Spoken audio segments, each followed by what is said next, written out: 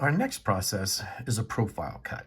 And with that, I want to actually just cut the outside edge of this block, my exit ticket, before I do anything else. That way I can at least visualize and see where it is we're going to be working.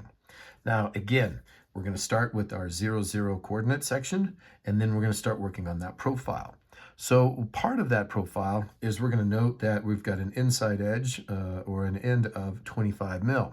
So my profile start will be at 25 millimeters. However, my overall start in terms of X will be at 0. So I will actually cut a little bit of a width in terms of that slot.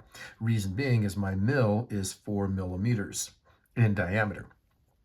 I'm going to have 3.5 millimeter radius cuts up here, so it'll come back and make these nice round edges. Again, my X profile end, I'm going to have that at 152, and then the overall edge will be 159. So again, I should have plenty of clearance here. And the same thing in terms of my Y start. I'll go ahead and start at 88 or 89 millimeters. I'm going to go ahead and have my overall at 0. But in terms of the profile, I want the profile at 82 or 83 millimeters, and then I want it also at 6 millimeters in terms of the distance up from the edge. Again, I'll have 2 millimeters of clearance in there, and if I don't want that much clearance, I can change my end profiles so that it's a little bit tighter, but I don't always want to have an edge as I go deeper and deeper into the material. I'd like a little extra space. Again, I'm going to go down to -10, or basically 1 centimeter down deep, and that will help me get a good profile edge so I know what I'm doing.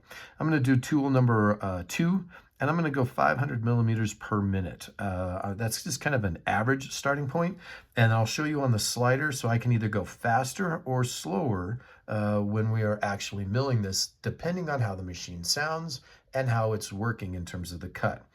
Tool number 2 is a single flute upcut, and so it can run at a fairly quick millimeters per minute speed. That's the distance for how it travels around the material.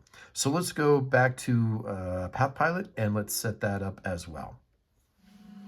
All right, so right now we are in a profile tab, and I've already titled this exit ticket profile 75 by 125. That's basically the end product dimensions, your 3 by 5, if you will. So we have an X start of 20 mils. So remember, that's that edge where that dotted line is to clear the clamps. But our actual profile start will be at 25 millimeters over. Our end will be 152. And again, all I'm doing is I'm transferring the numbers from my hard copy or my paper notes and then putting it in here. Then I have my X end at 159. So again, it knows what that depth is or width of that cut as we're cutting that profile around.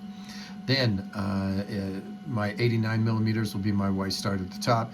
82 will actually be where the edge is of the block, and the same with the 6 millimeters will be the edge of the block. I'm going to go 10 millimeters deep. Do remember that we took off already a facing of 1 millimeter, so my actual Z start for this cutting profile will be -1. I'm going to leave all of these the same and then go ahead and hit finish, and I will be ready to actually start working on my cuts. So let's go ahead and set that up. When I come to my main screen, I take a look at it. This looks like a really good representation of what I'm going to do. I can double check my measurements here just to make sure that that all seems kosher for what I'm trying to do, especially 161 all the way across 17.8 seems to be just fine, because that's going to take into consideration the diameter of the tool as it works on a centerline cut plus the additional step overs.